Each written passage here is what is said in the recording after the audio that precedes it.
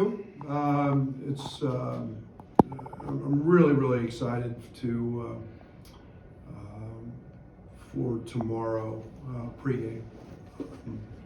It's unique that when we came here, I guess I'm in year 8 now.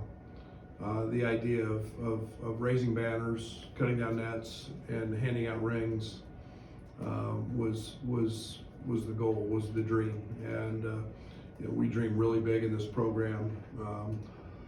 Again, I apologize for the cough, but tomorrow night is a celebration of the season that we had, the 3rd most wins in school history, an Elite 8 run, a Big Ten championship, and to celebrate that team and all the great things that our fans, our coaches, our staff got to enjoy about watching that team play, and it didn't quite end where we wanted it to, but we get to raise a banner, we get to hand out rings. Unfortunately, we've got guys with pro careers that are still playing that won't be here to celebrate that, but we'll make sure they all get the video, they all get the rings, and tomorrow to me is about the fans and the great thanks that we have and the appreciation that we have. I've said many times, this is where this program belongs. Being able to do this, it's really hard to do. We understand that, but excited for that opportunity, excited for the guys that are here, all the managers, all the coaches that have worked so hard to put us in that spot. So that celebration happens before the game tomorrow, and leads us into a great contest with SIUE, who is very good. They're coming off a game last night against Indiana. They were in that thing till midway through the second half, and extremely well coached. They have legit size. They have a great guard, and they were more than impressive last night in Bloomington. I think 16 offensive rebounds they got. They played really hard. So we've got to grow from the first game in some areas, and we'll expect for them to challenge us on the glass. Their physicality, big, they got size. Got a couple of JUCO kids that were at Barton County, which won a national championship. They know how to win. They've got size on the perimeter as well. They could play be 6'9" at the 3. So excited about the challenge, and they're extremely well coached, and we'll have to play well. Coach, after game 1, do you feel like you're ahead of the curve a little bit in terms of identifying roles and execution, all that kind of stuff, or is it going to take a few games, just because it is an all-new team? No, I think we're about where I thought we would be. I think we're still, I think we've got some decisions and choices. I don't want to say decisions, choices that we can make on the front court. I think we can see us playing bigger a little bit at times. I think you could see Merez and Tommy, and I think you could see Kerry and Ben together, different combinations based on what the defense gives us. So I think we've got some things there. We played a little smaller at times in the Eastern game based on their lineup. We slid Trey down to the 4. But again, I think it's game by game, and we'll kind of feel that out yet as we still continue to define roles.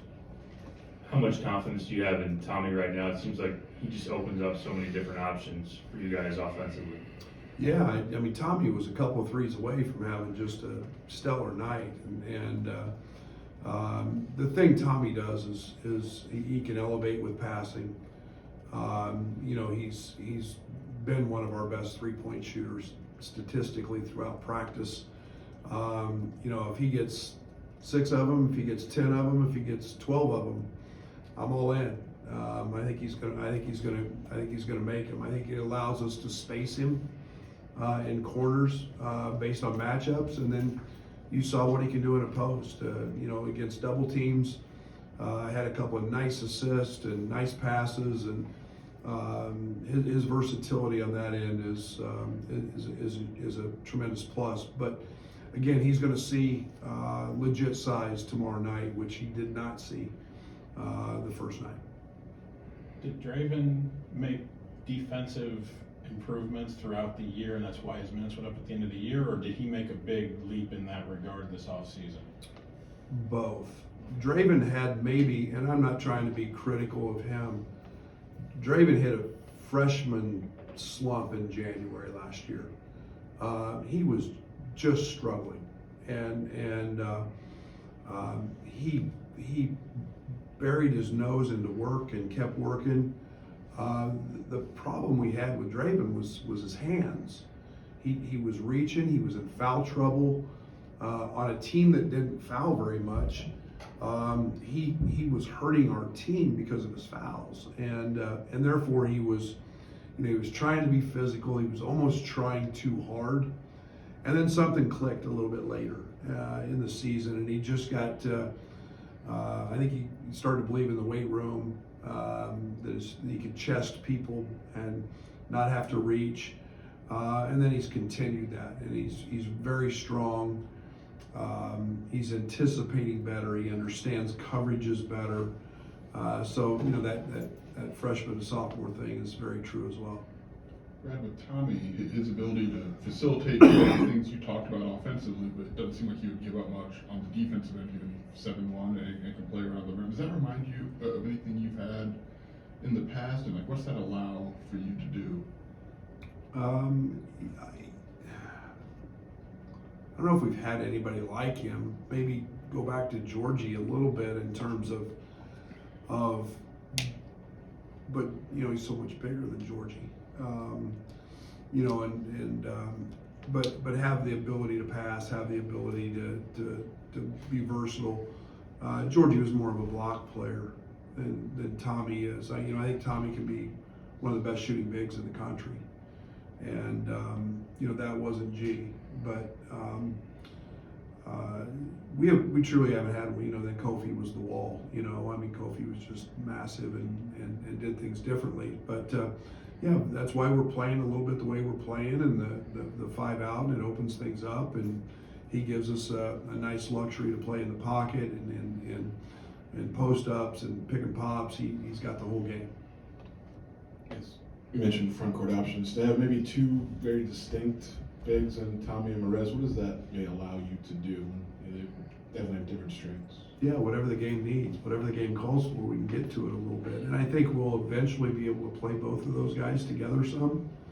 I thought Merez was terrific on the defensive end. Just his activity, his ability to spring off the floor, and a lot of those are what we call late contests that he went up and blocked.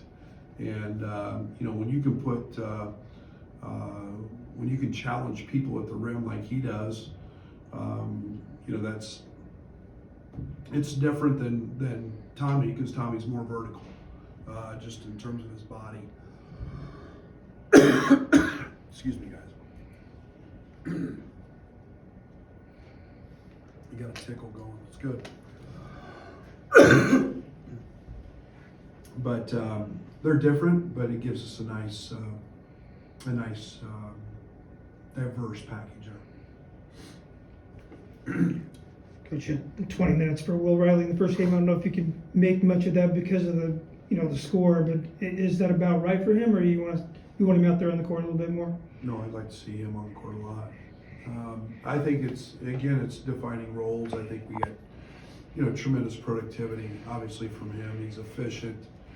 I think that again, as the game goes, the games move up in caliber, so to speak. I think we'll see increased opportunities for him. But I thought he was efficient, and I thought Draven was efficient. You big nights from both those guys off the bench. That's what we strive for here, is to continue to find productivity at that level off the bench, and I think we got that.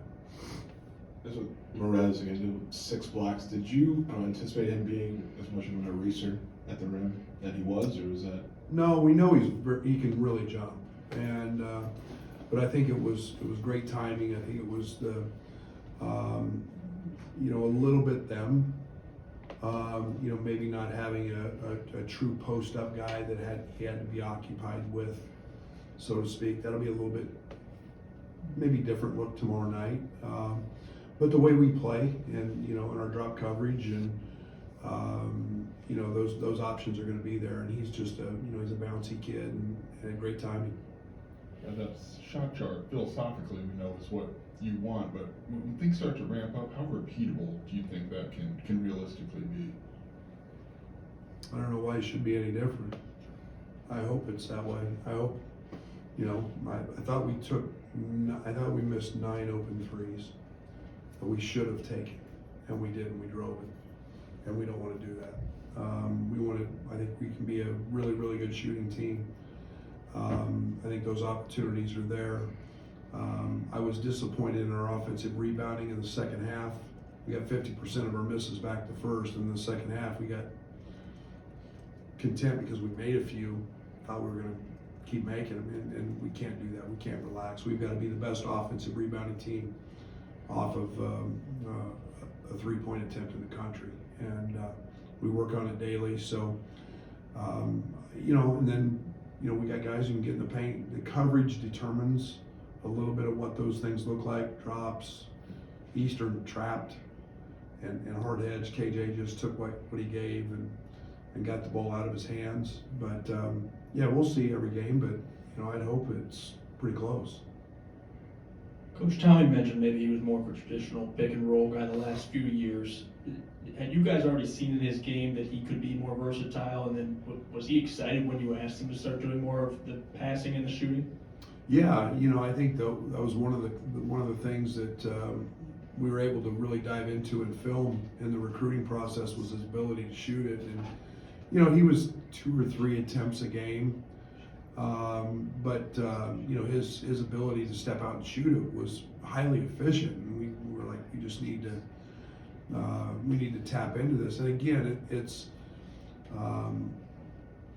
coverage based. Tommy has the ability to do whatever the defense gives him, and the other night there were a lot of pops and a lot of opportunities, and yet when he rolls, he's 7-1 at the rim, so you better be able to protect against that and those lobs, because he can. He's a better athlete than vertically than most people think. Coach, most of your guys aren't coming back from last season for the ring ceremony, but how nice was it to see Max Williams today? Oh, anybody who's been a part of our family is always welcome back here. I think it's what makes Illinois great. Is you start going through an email list of former players, managers, coaches, and it's thousands, and you start looking at how many of those guys come back. And throughout the course of a season, and how many of them wear their old Letterman's jackets, and how many of them, send emails or phone calls or text messages. That's what truly makes Illinois special. There's not many of those programs out there. And even though guys are doing their deal right now and advancing, and to get a guy like Max, who was a walk-on, and we scholarshiped the second semester, and to see him come back and want to be a part of this, and he deserves that right. He was out there every single day. We didn't see him on the court, but he was out there making guys better and fighting Marcus DeMosk every day in booty ball and guarding Terrence Shannon, and there's tremendous value in that. So my hat's off to Max, and what a wonderful young man, and he deserves the opportunity to be recognized and wear that ring. Brett, as time has gone on, it's sunk in, just all that you guys went through last year, obviously the success, but the challenges you had to overcome, in particular Terrence, and does that give you a different level of appreciation? Yeah. The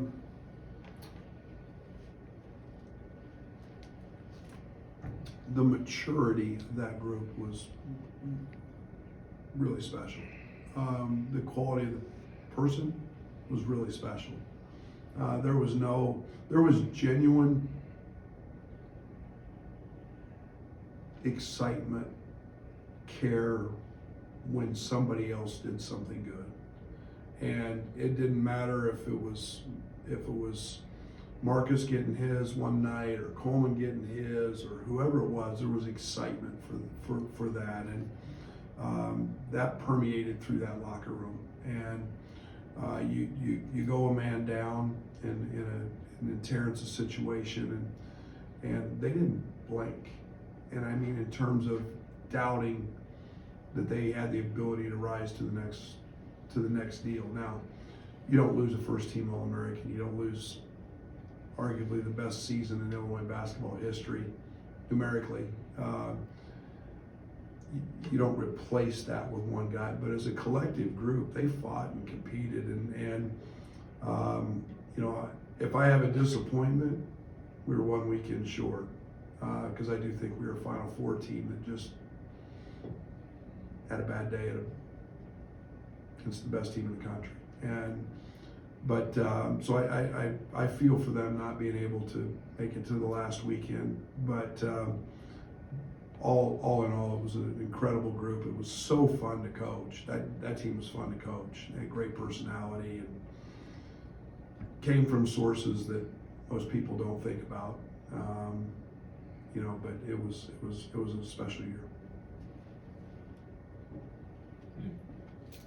Just the last couple of years in Arizona, Kylan was very high turnover.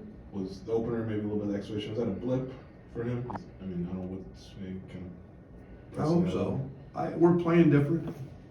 We're playing, you know, it's the style's different. You know, they're very controlled in their motion and their flow, as they call it. You know, with two bigs, the paint was a little more congested. The opportunities for him in the paint are a little different here. So, you know, I think he's adjusting to the style. I think it's a, you know, blip on the screen. He fumbled a couple, just made one that he pitched to their bench, you know, just behind Will. But yeah, I think he's, you know, all in all, he's a pretty good decision maker. Coach, with the challenging non-conference schedule that you're playing, is there a sense of urgency in these early season games to iron things out and maybe try to get to mid-season form and get things clicking before you face some of those tougher teams? No, it's got to be step by step. You can't force things because of the schedule. The one thing I understand is process. I don't think there's any shortcuts to winning. I don't think there's any shortcuts to building something that's sustainable. You know, there's no need to try to trick something off that you can't sustain. We've got to keep building our foundation, laying our base, developing the right habits, understanding what winning plays are, understanding the plays that don't allow you to win, and keep rebounding, not turning the ball over, setting great screens, all the little details, and we'll keep hammering those. We're gonna have to do those whether it's Alabama, Arkansas, Oakland, SIUE, or anybody in our league. And you know, I think this team as they continue to find themselves will continue to grow, because I think confidence happens with sustainability and with growth. This will be the last one here from Derek. Will the squirt gun be out there during the ceremony, and have you retired that one for that specific year, or is it going to be the same maybe going forward? I don't know if my family and I'll have one of my daughters here. I don't know if they could stand to see me with my shirt off again. The squirt gun itself in a pregame deal may not be the right look. But I can tell you, I will have my shirt on and I will have no squirt gun. The Super Soaker is safe though. So we're just looking for the more improved and high powered one, you know, for when the time is right.